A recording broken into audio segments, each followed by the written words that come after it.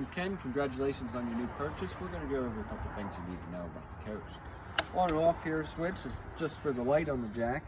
Does not affect the actual function. Extend and retract. You're going to find yourself a changeover valve for the tanks underneath this cover. Coming around to the side. In the front compartment, we're going to have a crank handle. This goes to these automatic jacks underneath. In case you ever need to manually crank these, that's where this goes. Otherwise, there are some switches if you want to come around and take a look.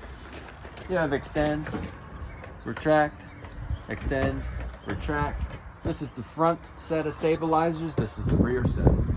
When you want the holding tank pads that heat the tanks underneath on, you're going to use these switches in here. Okay, and that's just for inclement weather so those tanks don't freeze. You have a switch here that activates the front cap LEDs and your battery disconnect. This is off, this is on, just like that. Solar charge port here if you want to get a Furion solar panel for it, for trickle charging your battery when you're away. Quick connect fittings for a shower hose here. Directly beneath that is a black tank flush. You do have to have the black valve open if you're going to use that. Over here is where you're going to hook up for campground water and filling your tank. As you can see, there's a little indicator here to let you know what that does. Tank fill, move the blue valve over, fill up your tank. Once you're ready to use it, what you want to do is turn that back to city. Okay, that way it doesn't hit that valve and continually circulate into the tank and out of the tank. Down in here, you're hooked up to the camper, ready to go. This little prop here holds up this door whenever you're using it. We're going to move on down here. You have two little turn switches here that are going to open up that. Turn them back to parallel whenever you want to close. Cleaning out bugs, debris, different things like that for the back of your refrigerator. Gray tank, black tank located under here. And you'll see gray tank on the left side, black tank on the right. Push to close, pull to open. Make sure you're hooked up to some sort of sewer. And here's your rear jack where you would hook up that crank handle. Right here, you're gonna have a 30 amp power supply coming out. And roughly, these are usually about 20-25 feet long.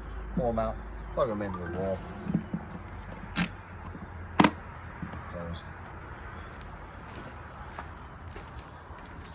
Back here at the corner. I'm gonna open this for you. And what this is for satellite and cable. That's where you're gonna hook up to feed the coach. Right here's your water heater. Now you do have a switch out here that has to be in the on position if you want to use the switch inside for just the electric element. You do not need that switch on to run it on gas. You may need to clean it out from time to time from bugs or debris.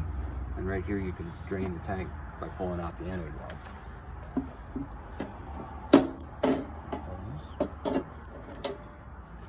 Now we're talking about the steps a little bit. It's very important where these sit.